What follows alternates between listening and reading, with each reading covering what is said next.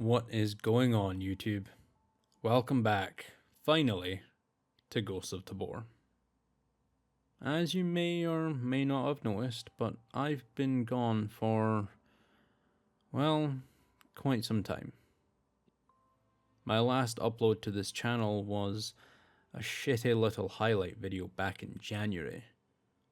After that, I basically stopped making content of any kind on both YouTube and Twitch. My last stream was back in April, and that wasn't exactly the most engaging content I've ever put out, so I kinda just stopped. The reason behind this is depression. I've not been in the best mental state for quite some time now, but thankfully, one of the major contributors to that has finally come to an end. So I'm hoping to make a comeback into content creation by making more videos and getting more streams on the go to get my fix of Tabor going once again. Moving on to the main meat and tatties of this video, there's been something that always has and always will be a major talking point within the Ghosts of Tabor Discord and in basically any Twitch chat, and that's the topic of naked runs. Naked runs are, as they're called, going into a raid naked. Going in with literally nothing. No armor, no backpack, no weapon, no meds, nothing. Now, this isn't necessarily a bad thing.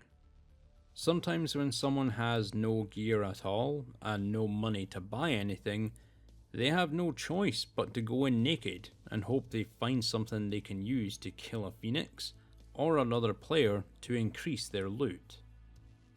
Other times, someone might have challenged themselves or the player in question to do a 0 to hero run, a run where they go in with nothing intentionally and try and get out with as much as possible.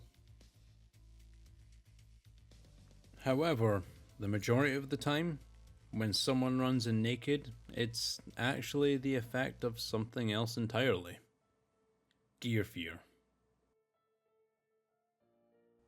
Gear fear in an extraction style video game, like Ghosts of Tabor or Escape from Tarkov, is a player's fear of losing their hard-earned gear. In these games, anything you take in with you is at risk of being lost or stolen by other players if you end up getting killed. And because of this, there are a lot of players who don't want to risk losing all of their gear by going in with it only to get killed.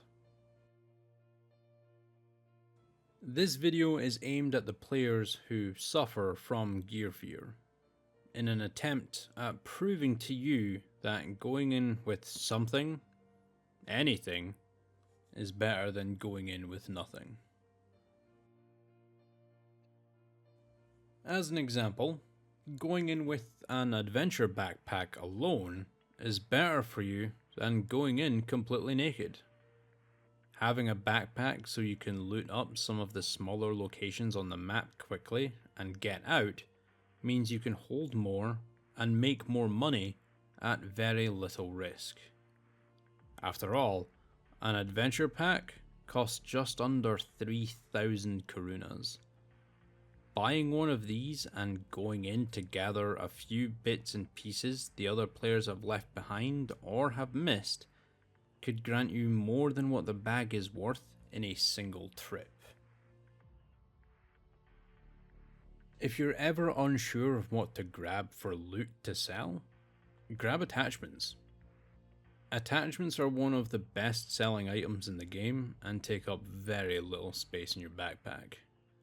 Finding a laser, as an example, will sell for more than your adventure pack costs, so it's always worthwhile grabbing these whenever you find one. Another thing to take into consideration and keep in mind whenever you're wanting to go in naked, Ghosts of Tabor is not just a PvP game. It is, at its heart, PvEVP. There is no requirement for you to go into a raid and seek out a fight with other players. Fighting other players is your highest risk of death. Fighting the Phoenix is significantly safer. However, it doesn't grant you anywhere near as much loot as you would from another player. They can spawn with some decent guns that would be a significant upgrade from a pistol or from nothing, but a lot of the time you're not going to see anything of real worth from a Phoenix. Maybe the odd Galil, or if you're lucky an M4. However, this loot alone is better for you than going in for player kills. Grabbing a Galil in your hands, one in your sling, filling your backpack with any of the pistols they might drop along with all of the ammo, that's free gear for you to take back, either into your next raid with you, or would be good to sell to make some quick cash. And lastly, a lot of newer or inexperienced players will see their favourite content creators stay in raid for 20 plus minutes, going almost the entire raid, moving around, gathering loot to take out, and making a lot of profit. Don't copy this behaviour.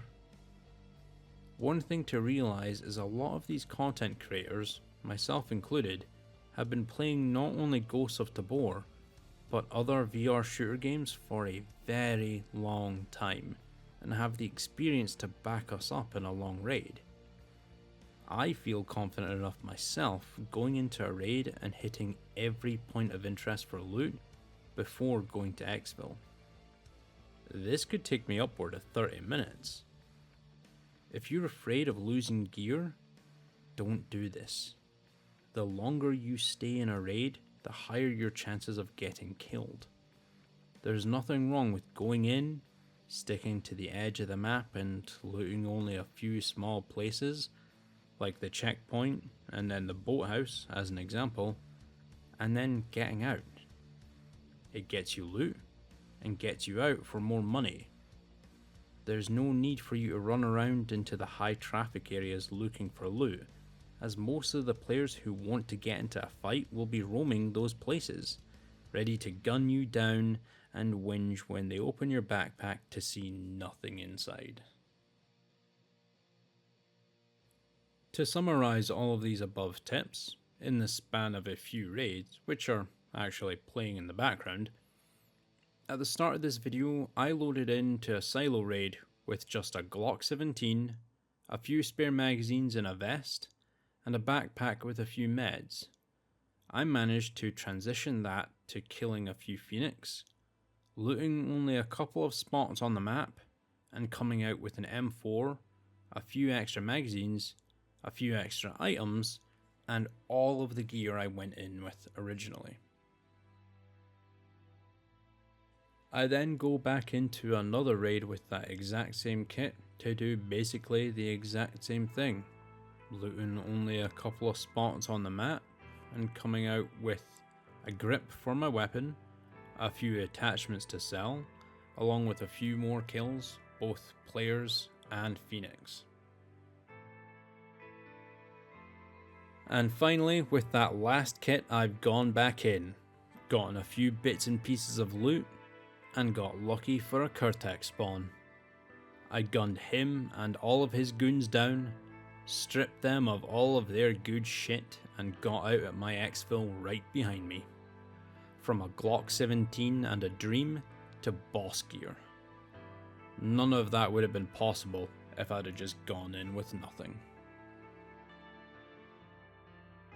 But anyway guys, I hope this video has been a little enlightening, and hopefully my tips and the gameplay in the background will give you the encouragement you need to get over your gear fear and start kitting yourself up to go earn some good money. As always, if you've liked the video, or if you have any tips or advice you want to give new or experienced players, leave that down in the comments below. It doesn't even have to be about gear fear, any and all help is always welcomed. If you've enjoyed the video, remember to leave a like, click the subscribe button and ring the bell. Lets you know when I upload new videos. And I will hopefully be putting more up here, and feel free to check out my Twitch. I'll hopefully be going live there a lot more often too. But until then, I will see all of you in the next video. Bye!